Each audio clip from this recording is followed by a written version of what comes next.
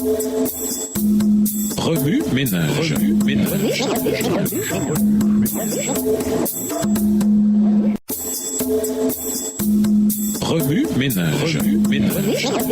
Bienvenue à votre émission Remue ménage. Nous voilà à la leçon de lundi, interpréter la puissance de la focalisation. Les détails de la victoire divine ne sont pas énoncés en détail dans les Écritures. On pourrait penser que Néhémie aurait relaté la partie la plus croustillante de l'histoire, comment Dieu lui donna raison, la souffrance de ses opposants et la façon dont ils révélèrent la victoire du Seigneur. Au contraire, Néhémie se focalisait tellement sur l'œuvre qu'il ne donna aucune description de la façon dont la coalition échoua, ni sur la façon dont le moral des travailleurs était remonté. Tout ce que l'on lit, c'est Dieu anéantit leur projet, Néhémie 4, verset 15. C'est tout ce qu'il avait à dire là-dessus. Le reste du chapitre décrit la façon dont les gens retournèrent à la muraille et en dit davantage sur le travail des ouvriers. Cela illustre la puissance de la focalisation et son importance dans le leadership biblique. Dans notre monde, distrait et aux tâches multiples, nous oublions souvent de comprendre la nécessité de se concentrer. Avec la focalisation vient la capacité d'établir des priorités et au cœur d'une crise et du chaos, de les réorganiser. Bien que les rumeurs lui parvinssent 10 fois, Néhémie 4, verset 12, Néhémie leur résista courageusement. Les rumeurs avaient la capacité d'insuffler la peur, de frapper l'imagination, de susciter des scénarios hypothétiques, ce qui entraînait souvent la perspective du scénario le plus épouvantable. Alors que beaucoup craquent après le 3e ou 4e cycle de rumeurs, la focalisation de Néhémie, elle, se décupla. Au verset 14, Néhémie prêcha en ces termes. Ne les craignez pas, souvenez-vous du Seigneur, grand et redoutable, et combattez. Il utilisa la puissance de la parole pour encourager et enhardir le peuple. Il fit appel à une ferme résolution pour protéger leurs familles, leurs enfants et leurs maisons. Plus qu'une tactique de salle de conseil, qu'une propagande populiste et que raisonnement théorique abstrait,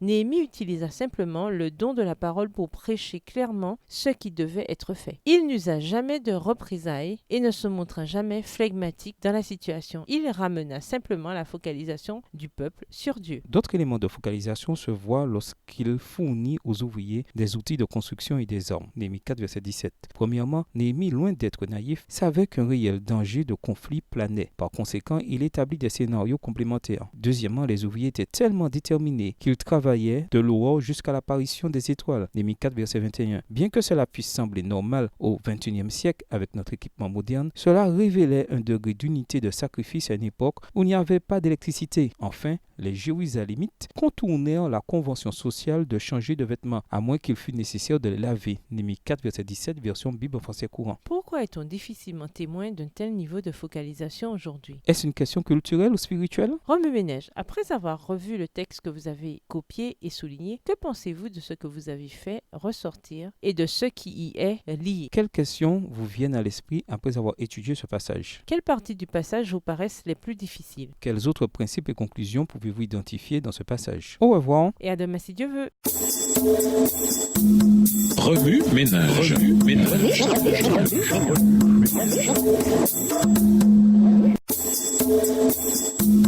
Remue ménage.